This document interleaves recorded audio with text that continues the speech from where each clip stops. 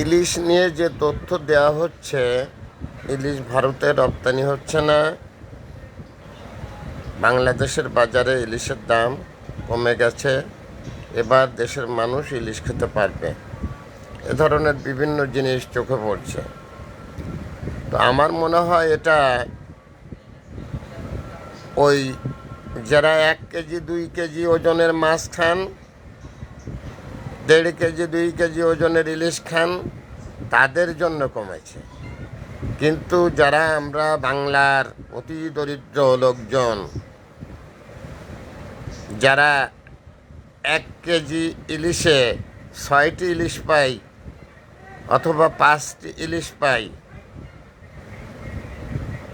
আমরা কিনি একটা ইলিশ, সে ধরেন 200 গ্রামের একটা ইলিশ অথবা 1 পোয়া ওজন 250 গ্রামের ইলিশ আমি একটা গতকালকে কিনেছিলাম।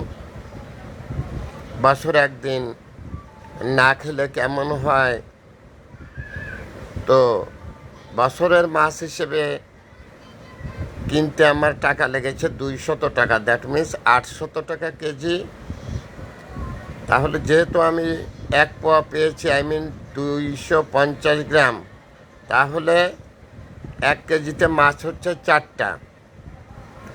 আমরা যারা এই লেভেলের খরিদ্দার অথবা কাস্টমার, আমাদের জন্য ইলিশ মাছের দাম কমেনি, বরঞ্চ আমি মনে করি আরও কিছু বেড়ে গেছে।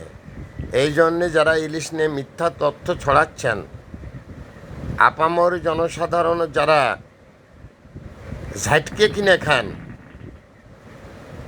একটা ইলিশের ওজন 200 গ্রাম অথবা 250 গ্রাম, তাদের জন্যে ইলিশের দাম বেড়ে গেছে, কমে গেছে তাদের জন্যে। যারা 1.5 কেজি 2 কেজি ওজনের মাছ খান, তারা আগে কিনতেন 2200, এখন কেনেন 1600। তারা 2200 না, তারা 3000 হলেও কিনে খেতে পারেন, কিন্তু আমরা তো সেটা পারি না। অতএব প্রকারান্তে ইলিশের দাম কমেনি, বরং বেড়েছে। এই সত্ত্বে যে বাংলাদেশের হতদরিদ্র, দরিদ্র, নিম্নবিত্ত, যাদের পরিমাণ অনেক অনেক বেশি, তাদের জন্য বেড়েছে।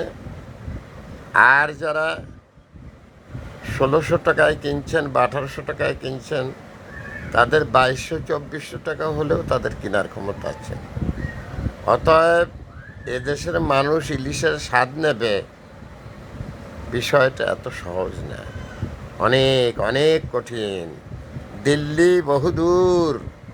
থ্যাংকস লট ভাইরাল স্যার, বিনা বেতনের পারিবারিক পাঠশালার শিক্ষক।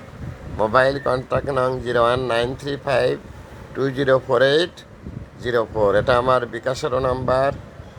আমি একটি বিনা বেতনের পারিবারিক পাঠশালার শিক্ষক।